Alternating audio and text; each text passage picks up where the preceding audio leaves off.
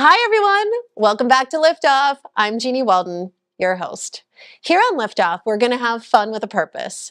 We'll bring you resources to guide you towards financial freedom, betterment of your mental health, a healthier lifestyle, and something I like to call AIR. Overall, authentic, inspirational, and relatable content. Each guest and conversation we have is carefully designed to make every part of your life better. So if you need a lift in your professional or your personal life, you are in the right place. Let's start the show with one of my passions, women empowerment in business. CEO and founder of Hug, Randy Zuckerberg, joins us to share why now is the perfect time for women to pursue a digital career. Welcome to Liftoff, Randy. Thank you. And happy Women's History Month, International Women's Day. We are just celebrating women today and excited. I feel really energized when I hear you talk about all of the opportunities there are for women to step up in tech industries. Why do you think there's such a big divide when it comes to women in the digital workforce? It's something that I've been struggling to understand for 20 years, quite frankly, when I started my own career in tech and found myself the only woman in every room that I was in. It's gotten a little better, but still nowhere near where we need to be. I think the pandemic set us back, unfortunately, with a lot of women stepping out of the workforce.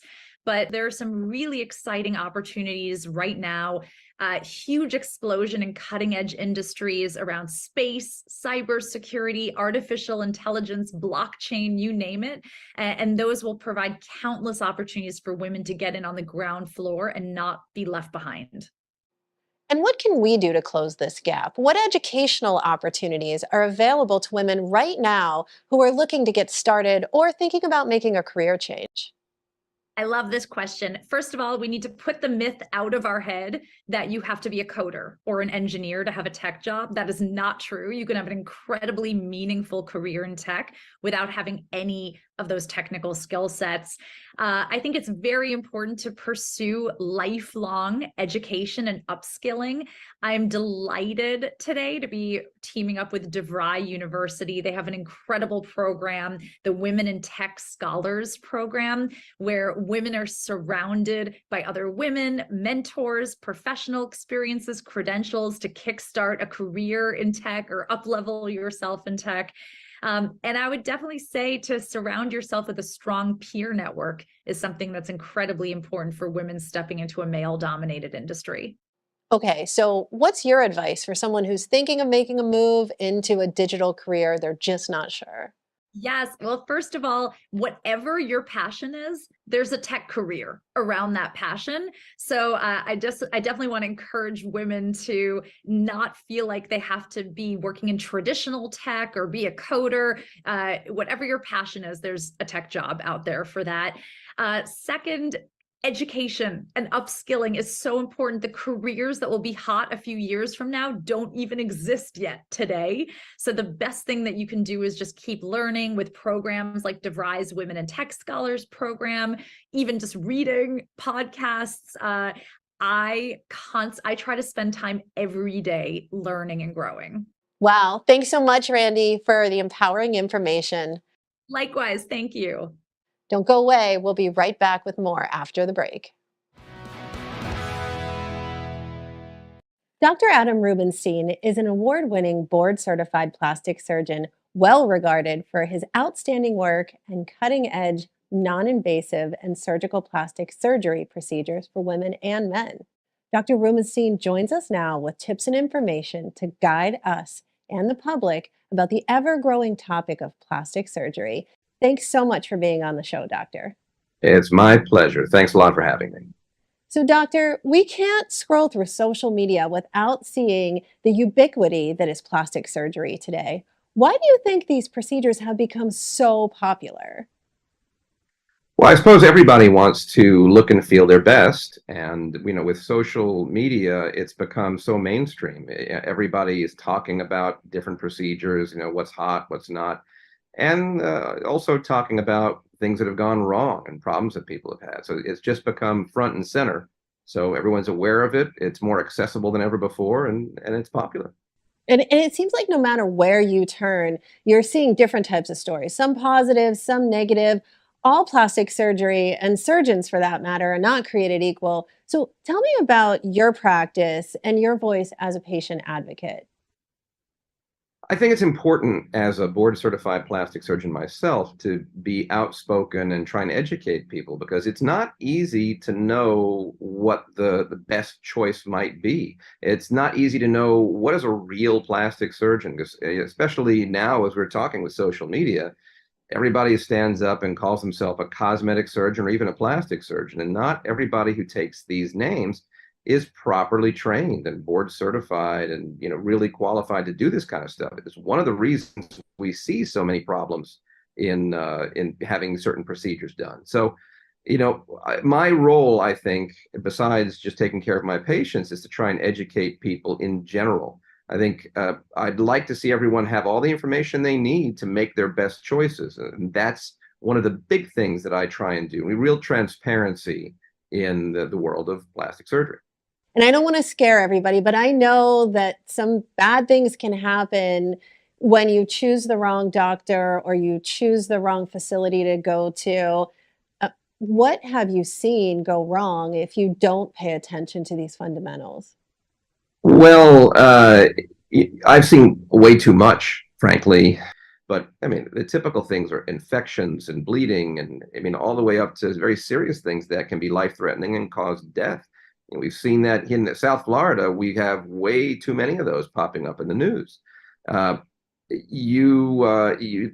was on the Lifetime show My Killer Body, hosted by Kay Michelle, and that whole show was dedicated to people that had really lousy outcomes and big problems that changed their life from cosmetic surgery. And I had the privilege to try and help a few of them and get them to a better place. I mean, it's such a big problem. We've got TV shows dedicated to it. For those people that haven't visited your social media yet, tell us about those and what you set out to accomplish with them. Well, with everything that I do, I'm trying to let people know the information they need to. Like interviews like this are great, getting the word out. And so thank you for that. Social media, like in my IG at Plastic Surgery Truths, or my main one at Dr. Rubenstein. A lot of times I try and do these things with a little bit of humor because I think it's more palatable. It's easy to kind of take in if we try and make something funny. And these are not very funny topics. I mean, it's serious stuff, but the way that we make fun of it, people get the idea. Things like there was drive-through Botox going on during the pandemic. I mean, really? I mean, I'm serious. This sounds like something that you'd see on a bad episode of a comedy, Yeah, it really does. Doesn't it? And it raises the issue in a fun way, just to make people think and really understand, hey, this is not fluff. This is not, it's not just lipo. It's not just, a breast augmentation. These are important things. It's not all the same.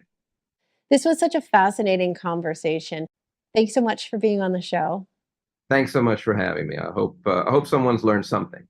Well, stay with us because if you loved this segment, you're going to love what's up next. We'll be right back.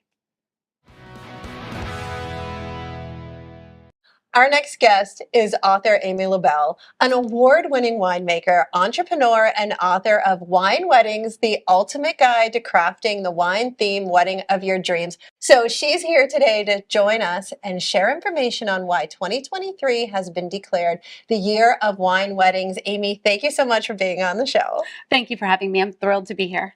Exciting times. And I am super intrigued with year 2023 being the year of wine wedding. So why is that? What does that mean?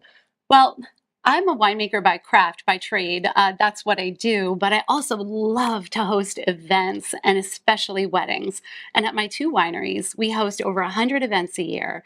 And we've hosted at this point over the last decade about 1,000 weddings. And what I was seeing was a theme emerging.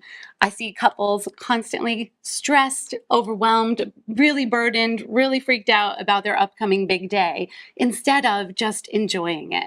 And so I wanted to write a book to kind of guide me and my team have. We've done so much of this. It's so enjoyable to us.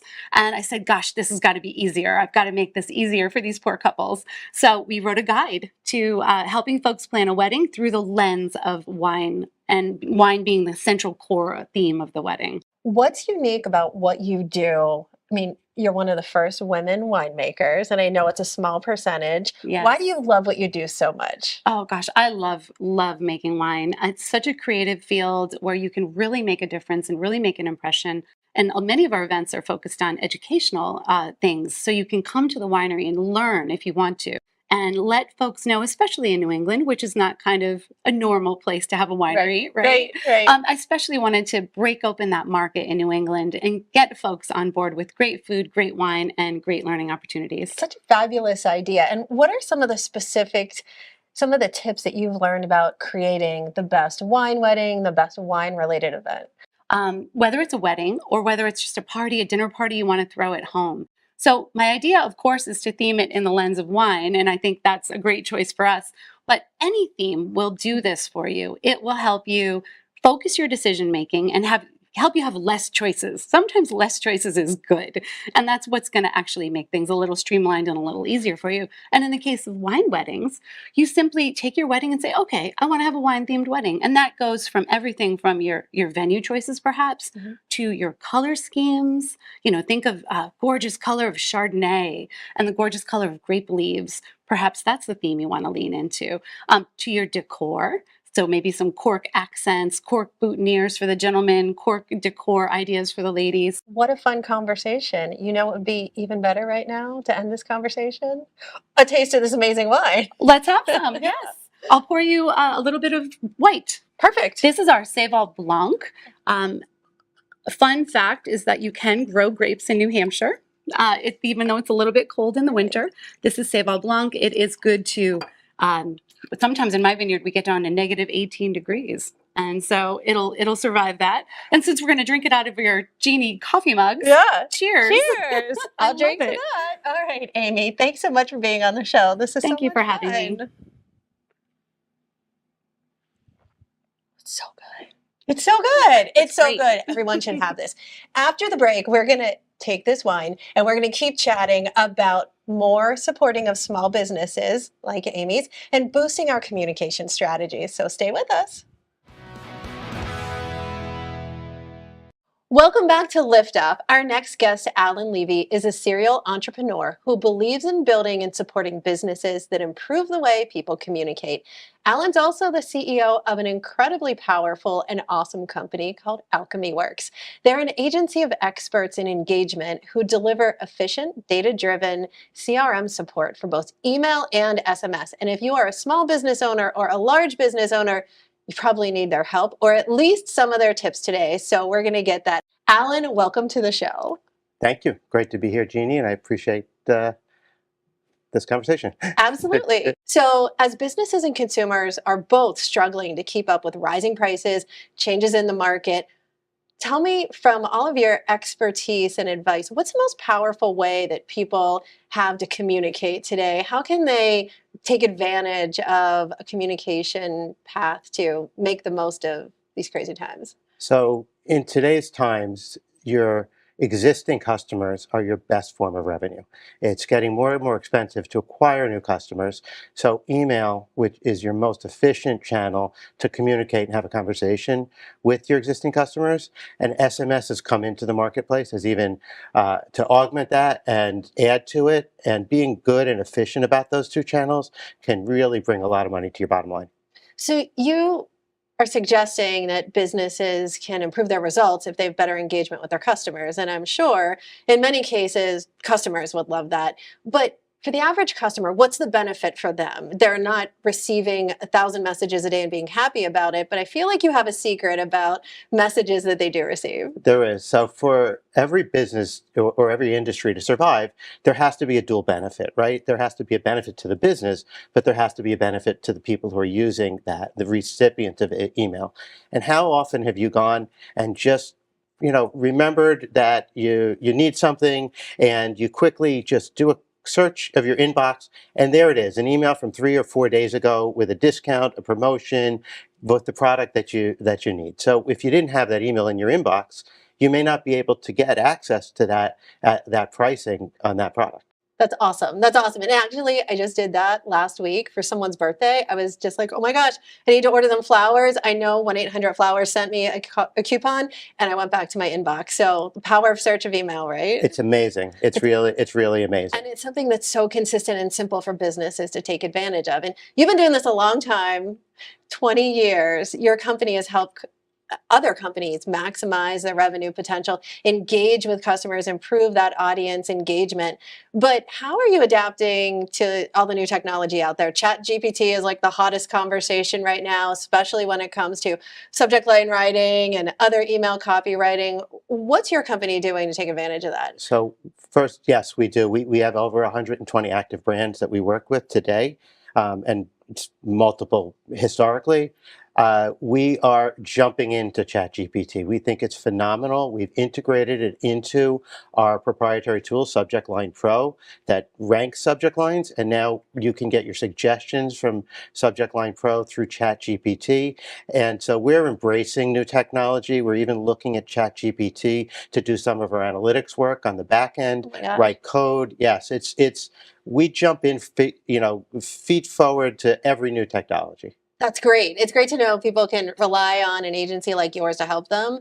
But I have a question. Last question for you. SMS or email? Which one is the winner in the battle of communication? Great question. 1 + 1 = 3. So there is a be smart, right? So the real key to why companies hire us is so that they can be smarter about what they're doing. Typically, companies generate 70, 80, or 100% more revenue when they hire us because we find the opportunity. When should we be talking to you with SMS? When should we be talking to you with email? When should we pull back? When should we engage more? And most importantly, what messages should we speak to you about versus your husband, your family? Everybody should be getting a different message from a company that resonates with them. Thanks so much, Alan, for being on the show. Thank you. It's my pleasure. Great. When we come back, we put our best face forward inside and out. Wondering what I mean? Don't go away. Welcome back. Maureen Brody is the co-owner of Legend of the Spa. Maureen and her sister's natural body care product line is dedicated to their father, who taught them the legendary healing aspects of nature learned from the farmer lifestyle. They combine this with result-oriented, advanced technology of a modern individual, and I can't wait to tell you more about it because Maureen also does makeup on the set, so I look beautiful because of her. Welcome to the show, Maureen. Thank you. And I'm so excited to be here and to be on camera. I know, you're usually behind the scenes and running around with brushes. This is amazing. But your product line is so incredible. I wanted everybody to hear about it. So I know a bit of your backstory and why you created this line, but I think our viewers would really appreciate understanding your philosophy on skincare, what inspired you to create this line, and why truly detoxifying our routines is so beneficial. Absolutely. So I come from a day spa and wellness center along with my business partners, and we specialize in natural skincare. So in 2018, I was diagnosed with breast cancer, and through going through that process, actually detoxified my whole lifestyle. So that came through as far as food that I was eating or products using to clean my home, everything like that. And I think the part that most people, when they're detoxifying their lifestyle, tend to forget about the skincare. And your skin is the largest organ on your body. So you're absorbing everything into your body that you put on your skin. So when I was diagnosed with breast cancer, going through radiation, you need to constantly hydrate your skin. So the doctors were recommending products that actually contained many chemicals. And having the knowledge of skincare through my background of over 20 years, I couldn't wrap my head around putting toxic chemicals on my body while going through that process and that treatment. And I did what any true entrepreneur does, is develop their own cream. So that is the Pink Lotus Radiation Recovery Cream that I developed for myself through that process. And it ended up being the only product that actually soothed my skin during that time. And not only in the treated area, but actually all over my body. That's so awesome. It's Thank really you. fascinating to hear your story and understand a bit of your background. And I know what many people might not know yet is that in addition to these products, you're also responsible for making all of us look amazing on camera, Yes. including all of our guests and myself. And the part of that is practicing mindfulness, which we go through when we get on set each day. So, how do you bring mindfulness into your skincare routine? Yes. So often we hear that people do not incorporate mindfulness because of a lack of time. So I thought it was a cool idea to incorporate it into your skincare. And we developed a skincare meditation. And it works something like this. So, in the beginning of the day, you cleanse your skin and you cleanse off any worries that you may have, anything, any thoughts in your mind that do not serve you. And then, so you do that with your cleanser. And then, as you spray your toner, which is the next best step in skincare, you can actually set an intention for the day or step into joy if you want to feel more joy through the day. Whatever it is that you're looking for in your life. And then, as you set your moisturizer, you can help to visualize that intention. So, you can incorporate that into your skincare routine. It saves time. And the aromatherapy actually helps you to breathe deeper and to slow down the mind. I am obsessed with everything that you're doing. Thank you so much for being Thank on the you. show today. This has Thank you been for having me. fantastic. April is Autism Awareness Month, and if you or someone you know is struggling with autism support, you're not going to want to miss our next guest. Karen Thomas is coming on, so don't go away. Karen Thomas is a resource for families who may be overwhelmed after an autism diagnosis and looking for assistance. She was a guest on our podcast, Liftoff Journeys, a few weeks ago, and the response was so powerful that we couldn't help but invite her to be a guest on today's show, especially because it's Autism Awareness Month. Karen joins us now to discuss her program and help for those touched by autism in their daily lives. Welcome to Liftoff, Karen. Hi, Jeannie. Thank you so much. I appreciate being here. I love the value I have to share. So it's great that we can reach more people with it. Absolutely. So, Karen, let's tell the viewers, how did you learn that it was possible to actually recover from the symptoms of autism? What inspired you to do your own research? Right. Well, most people here have never heard that before, or they don't believe it's true. But when my son was diagnosed with autism 17 years ago now, I was told to drug him and try behavioral therapies, and that there was really nothing else that we could do for him. And, basically good luck, just manage his symptoms the rest of his life. But he was really uncomfortable. His anxiousness, sensory overload, inability to sleep without issues, health issues. I mean, the list goes on. And I thought, I've got to figure out a way to find out what the causes are, not just mask symptoms. And I wanted to be able to work with his body and get him to just live a happier, a healthier, a more fulfilling life. And my background, fortunately, as a craniosacral therapist studying the brain, let me know that the brain can and does heal. But I didn't know that much about autism specifically. So my holistic background had me dive in quickly to anything natural, all the resources, how we could work with the causes, what might be going on. And this took me a decade of trial and error and implementation. But today, my son's symptoms of autism are gone. And so I thought, after all of this, I've got to be able to share this with other people.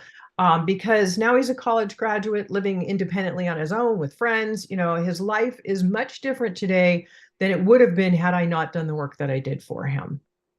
You realized that so many other parents were just searching for a way. They were going through the same challenges that you had, and they were looking for any type of support. I know that's true with family members that I have who have children with autism. Tell us more about your desire to give a bigger impact and access to everybody out there that knows somebody or is afflicted with autism. Yeah, absolutely. I mean, really, as I just mentioned, once I saw the success I had for my own son, and people started approaching me on the schoolyard, asking me for information for their own children because they had seen how much my son had changed. And I thought, there is no way I can't share all that I've learned. And because it took so much of my own time and expense that I'd already expended, and now I had the clear path, because a lot of parents have that commitment, but they are jumping around from practitioner to practitioner and supplement to supplement, and they are struggling and searching for the resources but don't have a plan.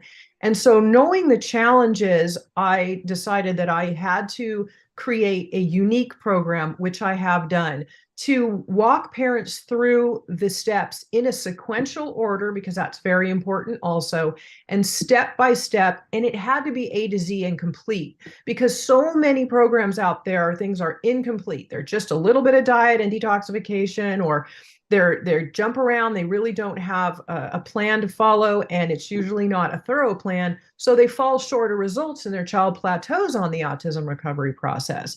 So whether you've been on the journey for a really long time and have plateaued, or you're brand new to the journey, then I can help, definitely. It's so great. And you mentioned that there are steps and stages, and they have to be done in a certain order. Can you share some of the necessary stages for natural autism recovery and the optimum results?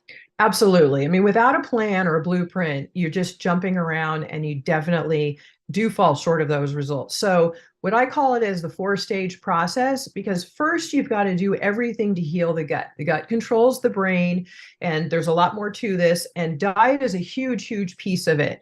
And I do have a resource I can share for that, but diet is a huge piece of it, but it's not everything. And that's what parents think often, is that diet is all they really need to do. But you've got to support detox pathways and get the diet going, the right one. And then natural and safe heavy metal detoxification is second. And then the third are clearing the co-infections of autism that actually mimic many of the symptoms of autism that are used in the Diagnostic Statistical Manual to diagnose. Things like mold biotoxins, Lyme disease, parasite infections, and something called PANS, that's an autoimmune issue that actually attacks the brain. So these are all factors. And then once you've cleared all of the inflammation and the toxins and pathogens from the body, then the fourth is brain support and repair. Some natural things that you can do to help support where your child is at that point, because who they are today and who they'll be at that point is very, very different. So if you're spending money on therapies, et cetera, now, I would say do a lot of this work first, because you're going to get much more out of it once your child has gone through this and they don't have the inflammation and the toxic overload that on their brain that is preventing them from doing the things that they normally would be capable of doing, because these children are brilliant and they need to be able to share these gifts with the world, and they want to. And so this enables them to do that. Wow, such inspirational and powerful advice that could help people change their lives and their children's lives for the better. If you know somebody who has autism, please visit Karen's site and look at her resources and guides. Now, so incredible, Cinnaholic Metuchen came back to the show, and they brought us a Cinnacake, which they know is my favorite, and the baby buns, which they know is the crew's favorite behind the scenes. Thank you, thank you, thank you so much, Cinnaholic Metuchen, for filling our sweet tooth once again. Stay tuned for future episodes and follow us on social media at Liftoff with Jeannie. Thanks so much, and until next time, I'm Jeanniey Walden. Yeah, it's so sad. It's not.